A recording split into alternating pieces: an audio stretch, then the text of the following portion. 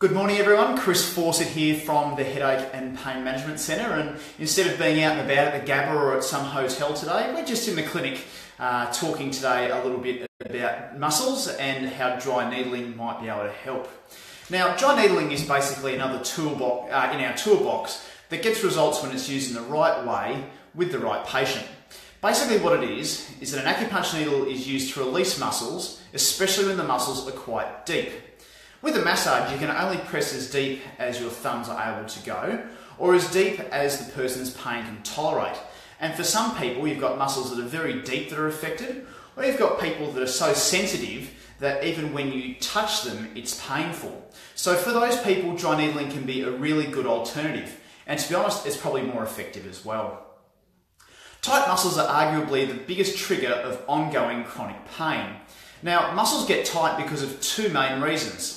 Either because of a protective mechanism, because they're not conditioned enough to do what you're asking them to do, or because they're tightening up to restrict movement because of a sensitive nervous system.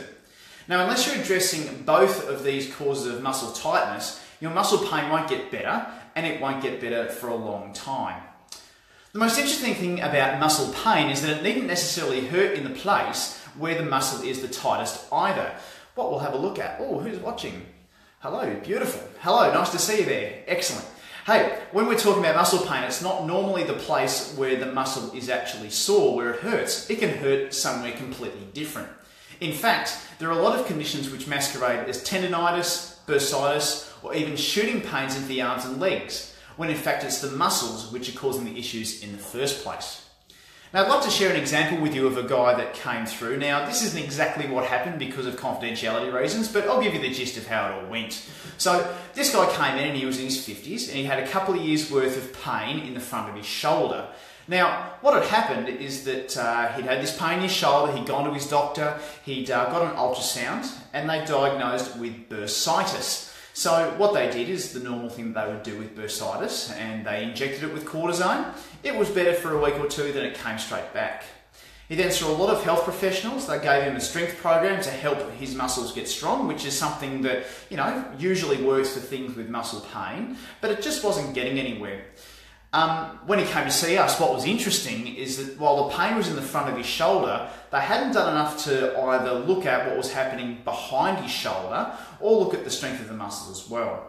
So what was interesting with this guy is that when pushing on the back of his shoulder, which is a muscle called infraspinatus, what happened is that we reproduced his pain exactly in the front of his shoulder. It was his pain.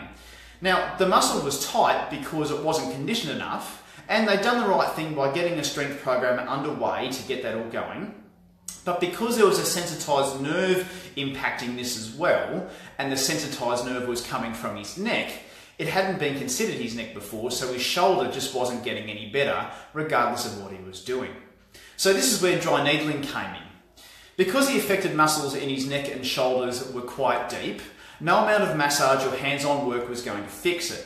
But what happened is that after a few sessions of dry needling, I think it was 4 or 5 in the end, his pain had completely gone and his shoulder movement was back to normal. So we gave him the strength program for his neck and shoulder, and things are going well for him right now, and it's obviously up to him to keep going. G'day, how you going? It's nice to see you there. Aaron, hello, nice to see you there, buddy. Good to see you tuning in. Hey, so with him, basically, the dry needling killed 2 birds with 1 stone. It resets the muscle so you're able to condition it so it's able to do the things that you want to be able to do. And it acts to desensitize the affected nerves so your pain is a lot less. So basically, unless you deal with both of those things, the conditioning and the sensitivity, the muscle pain doesn't go anywhere. Look, the key take-home message from this is that regardless of where your pain is, whether it be your shoulder, your hip, your leg, your knee, your back, your neck, the muscles need to be dealt with before you can begin strength training so that we're able to work out how much of the pain is purely muscular or if it's caused by something else. Dry needling is one of those ways that we can quickly determine how much your muscles are contributing to your overall pain picture. Hey, look, if you enjoyed what we talked about today, basically what you can do is type in needling in the comments box below and we can send you some more information about needling. Or you can visit our website, look at the dry needling page and get some more information there. Hey, if there's anyone that you know that might find this useful with their muscle pains, they're not getting very far, type in below their name, tag it, share it, and we're more than happy to help at any time. Thanks for watching, and we'll see you again this time next week with something new to talk about. Cheers and bye-bye.